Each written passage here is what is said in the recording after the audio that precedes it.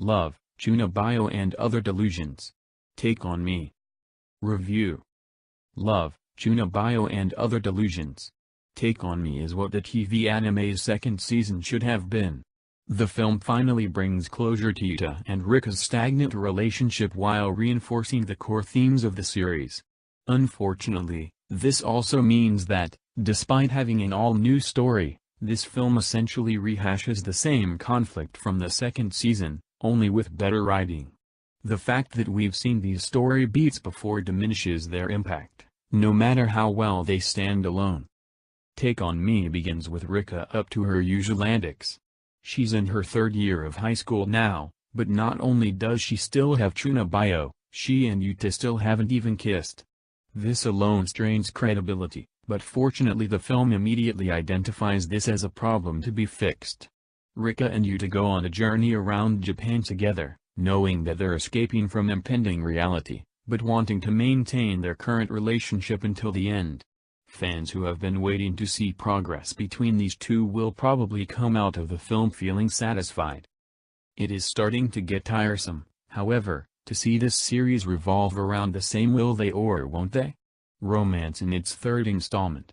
Rika and Yuta may be an official couple, but if anything, they've gone backwards since the first season. By this stage, Rika has some prosaic issues that she ought to be worrying about, like whether she can pass her entrance exams, but her only moments of introspection show her worrying about whether falling more in love with Yuta will make her lose her powers.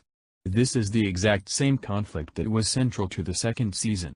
This time, at least, Take on Me allows Rika and Yuta to progress their romance, but the issues of Rika's grades and future are never brought up past the beginning of the film. It's a sweet resolution, yes, but it's frustrating to watch these kids work through the same basic issues every time. On the other hand, it's not the destination that matters so much as the journey. As a road trip story, Take on Me encapsulates that idea perfectly. Fans of Kyoto animation shows will get an extra kick out this film, as the characters visit the locations shown in Tomoko Market, Sound, Euphonium, The Melancholy of Haruhi Suzumiya, Clannad, and other familiar series. Not only do these various locations provide fodder for some amusing sight gags and referential humor, it also gives the characters a chance to breathe outside the school setting. The gags feel fresh here. It's especially funny to see Nobutani and Dekamori take on the role of the ineffectual pursuers. Their hilarious frenemy dynamic definitely steals the show more than once. I should note that not every character gets a chance to shine in this film. Kumin-senpai has apparently graduated but still hangs around the school anyway, but this setup is a bit of a waste since she barely contributes to the plot in any meaningful way.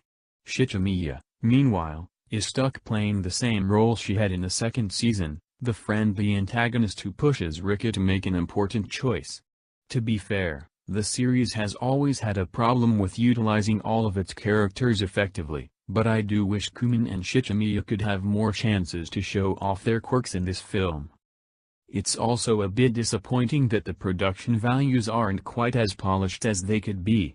The film by no means looks bad. This is a Kyoto animation production we're talking about, but there were some noticeable imperfections with the compositing in particular. 3D objects like vehicles stood out against the 2D backgrounds more than they usually do for a Kyoto animation production. I also couldn't help but notice that the crowd scenes didn't have as many background characters drawn in them as usual. The animation itself was on par with the TV anime series, which is to say it was full of energy and stylistic flourishes, but for a cinematic feature, Take on Me was a bit of a letdown.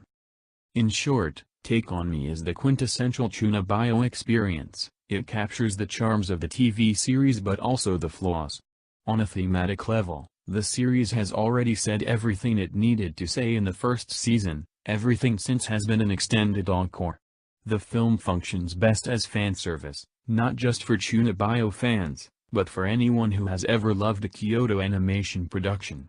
Take on Me is at its most fun when its jokes veer off the plot's beaten track to revel in the countless Easter eggs aimed at KyoAni fans.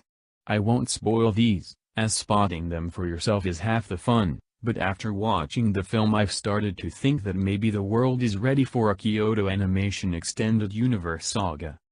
Overall, I recommend Take On Me only for Kyoto Animation fans who weren't too jaded by the second season of the Chunibyo TV series. Actually, you can probably understand the film without watching the second season. Only Chunibyo was a new development in that season, and her role is pretty much the same in the film anyway. Also, do watch this film if you're a fan of the shipping, as it absolutely does deliver by the end. Otherwise, my general recommendation for Chunibyo is to stick to the first season of the TV series. It's the best telling of the same story.